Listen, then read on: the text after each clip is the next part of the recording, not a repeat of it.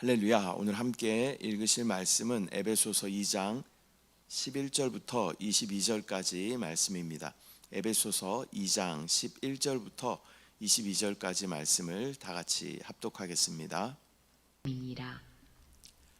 그러므로 생각하라. 너희는 그때에 육체로는 이방인이요 손으로 육체 행한 할례를 받은 무리라 칭하는 자들로부터 할례를 받지 않은 무리라 칭함을 받는 자들이라. 그때 너희는 그리스도 밖에 있었고 이스라엘 나라 밖의 사람이라. 약속의 언약들에 대하여는 외인이요 세상에서 소망이 없고 하나님도 없는 자이더니 이제는 전에 멀리 있던 너희가 그리스도 예수 안에서 그리스도의 피로 가까워졌느니라. 그는 우리의 화평이신지라 둘로 하나를 만드사 원수된 것 곧 중간에 막힌 담을 자기 육체로 허시고 법조문으로 된 계명의 율법을 폐하셨으니 이는 이 둘로 자기 안에서 한 세 사람을 지어 화평하게 하시고 또 십자가로 이 둘을 한 몸으로 하나님과 화목하게 하려 하심이라. 원수된 것을 십자가로 소멸하시고 또 오셔서 먼 데 있는 너희에게 평안을 전하시고 가까운 데 있는 자들에게 평안을 전하셨으니 이는 그로 말미암아 우리들이 한 성령 안에서 아버지께 나아감을 얻게 하려 하심이라. 그러므로 이제부터 너희는 외인도 아니요 나그네도 아니요 오직 성도들과 동일한 시민이요 하나님의 권속이라. 너희는 사도들과 선지자들의 터 위에 세우심을 입은 자라. 그리스도 예수께서 친히 모퉁이 돌이 되셨느니라.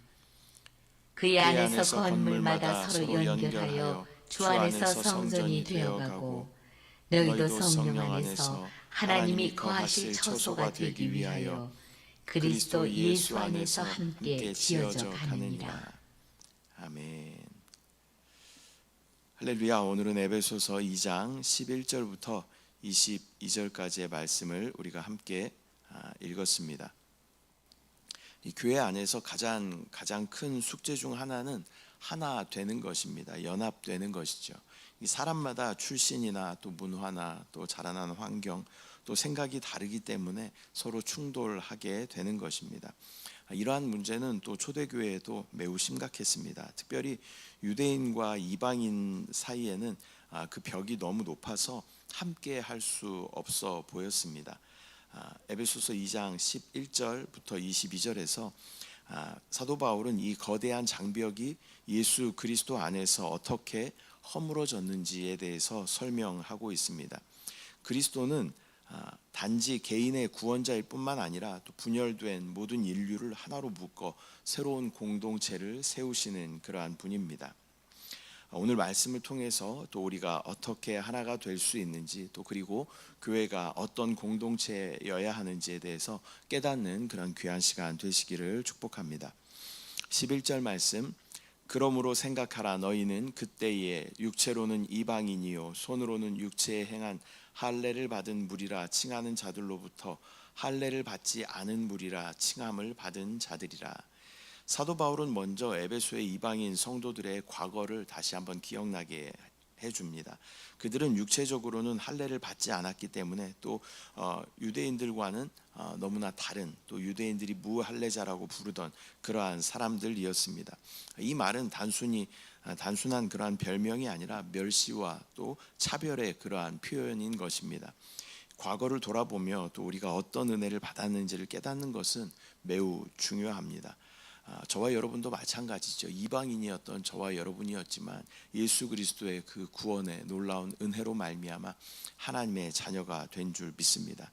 우리도 역시 우리의 과거를 잊지 말아야 합니다. 우리가 어떠한 사람이었는지, 우리가 은혜를 받을 그러한 자격이 없는 그러한 상황에서도 하나님께서 전적인 은혜로 우리를 택하시고 구원에 이르게 하셨다라는 우리의 구원받기 전에 우리의 상태를 우리는 정확하게 기억해야 할 줄 믿습니다. 12절 말씀, 그때에 너희는 그리스도 밖에 있었고 이스라엘 나라 밖의 사람이라.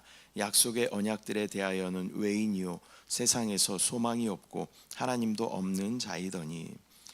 이방인이었던 그들은 그리스도 밖에 있었고 또 이스라엘 공동체와는 무관하며 또 약속의 언약에서는 제외된 그러한 자들이었습니다. 결국 소망이 없고 하나님도 없는 그러한 인생이었습니다. 사도 바울은 그들의 영적인 상태가 얼마나 철저히 단절되었는지를 분명히 이야기하고 있습니다. 저와 여러분도 마찬가지죠. 이방인이었던 것을 기억하는 것이 은혜를 더 깊이 깨닫게 하는 것입니다. 하나님 없는 삶이 어떤 것인지 기억한다면 지금 우리가 누리는 이 은혜를 더욱 귀하게 여기게 될 것입니다. 13절 말씀, 이제는 전에 멀리 있던 너희가 그리스도 예수 안에서 그리스도의 피로 가까워졌느니라.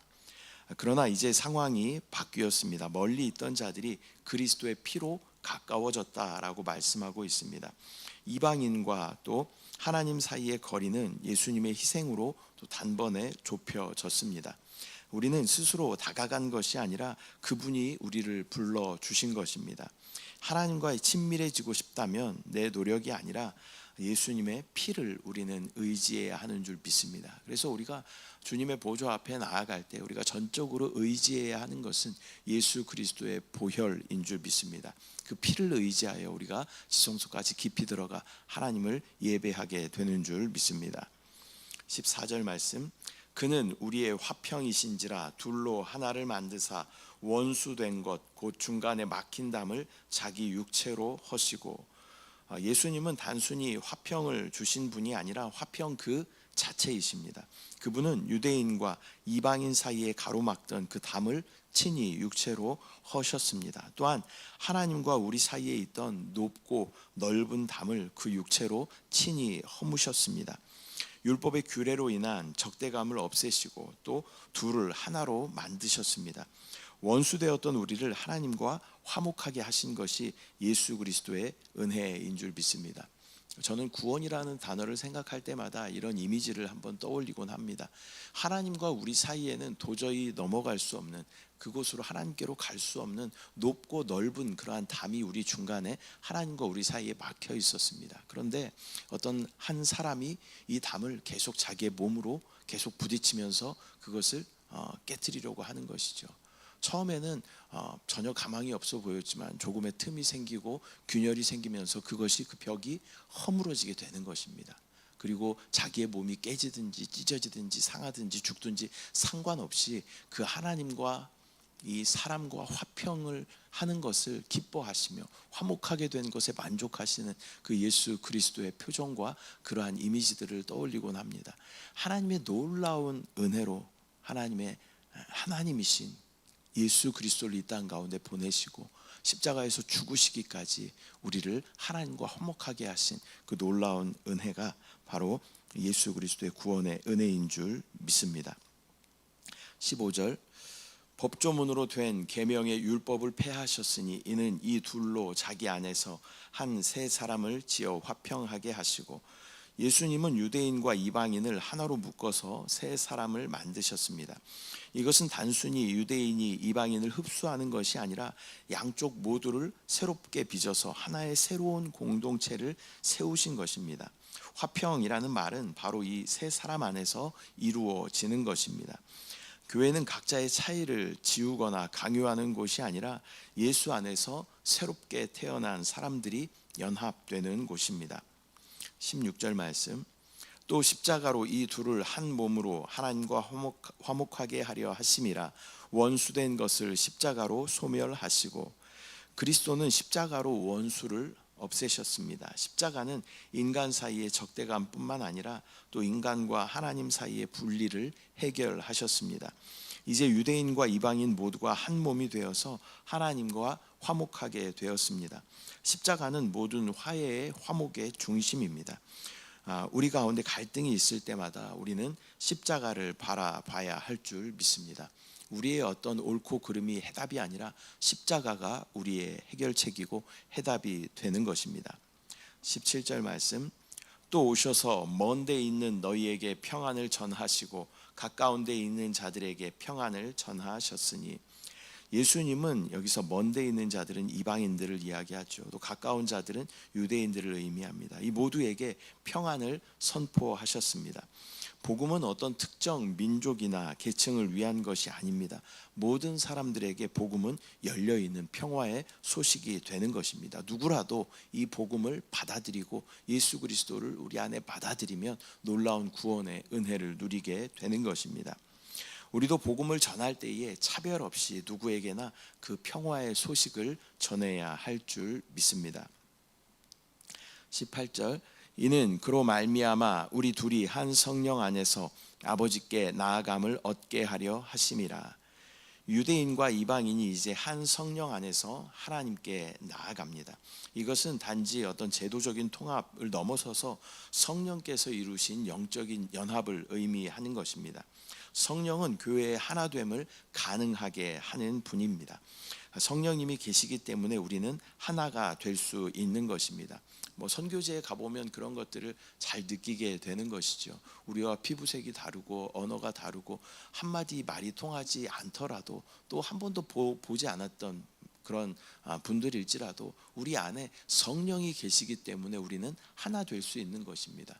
그분들을 만났을 때 너무나 반갑고 기쁘고 하나님 안에 한 가족이라는 느낌을 받게 되며 또 헤어질 때 너무나 섭섭하고 아쉬운 그러한 모든 마음들을 성령이 우리 안에 하나 되게 하시는 그러한 놀라운 은혜인 줄 믿습니다. 19절 말씀, 그러므로 이제부터 너희는 외인도 아니요 나그네도 아니요 오직 성도들과 동일한 시민이요 하나님의 권속이라. 사도 바울은 이방인 성도들에게 이제 너희는 외인이 아니라 또 하나님의 가족이라고 선포하고 있습니다. 이제 그들은 시민권을 가진 성도이며 또 하나님의 집에 속한 그러한 권속 가족이 되었습니다. 하나님 나라는 혈통이 아니라 은혜로 들어가는 가족 공동체인 줄 믿습니다. 그래서 교회에 오는 분들 또 우리 안에서 서로를 가족이라고 부르는 것이죠. 교회는 이제 내 집, 내 가족이 되었습니다. 서로를 가족처럼 섬기고 또 사랑하고 또 서로를 기뻐하고 서로를 위해 중보해야 할 줄 믿습니다. 20절 말씀, 너희는 사도들과 선지자들의 터 위에 세우심을 입은 자라. 그리스도 예수께서 친히 모퉁이 돌이 되셨느니라.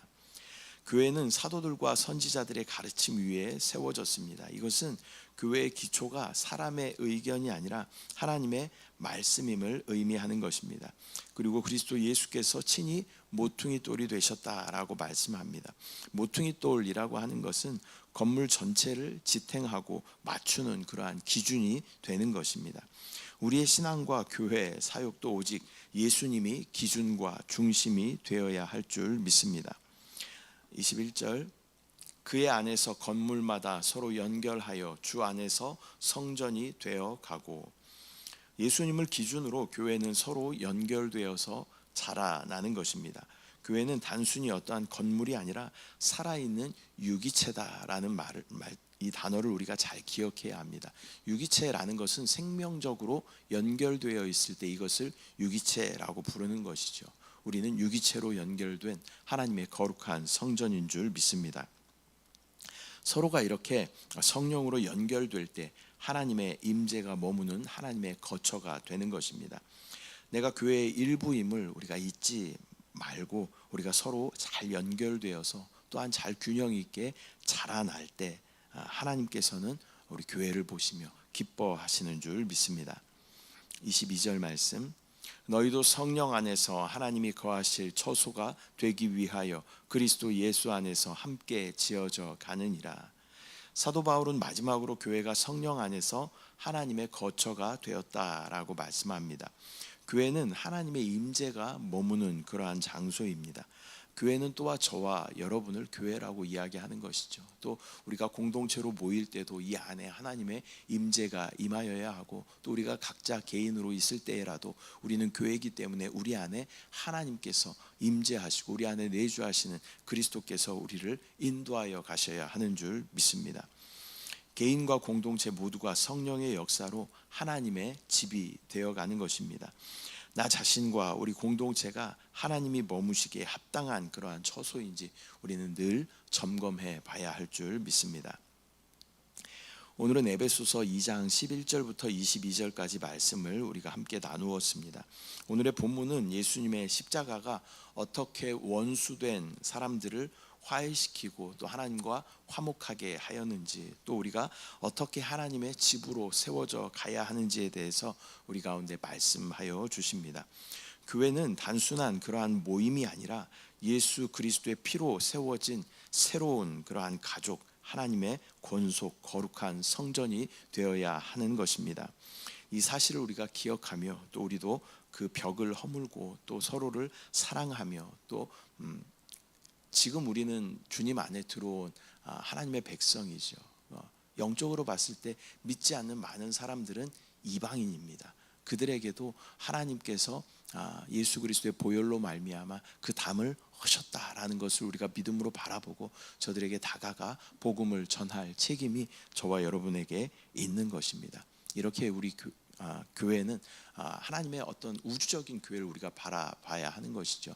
우리 순복음 영과 생명의 교회에만 이렇게 한정되어 있는 것이 아니라 우리는 하나님의 우주적인 그러한 교회, 교단으로 나누는 이러한 것이 아니라 하나님께서 예수 그리스도의 피로 값주고 사신 모든 교회를 하나님의 시각으로 바라볼 수 있는 그러한 영적인 안목이 우리 가운데 있어야 할 줄 믿습니다.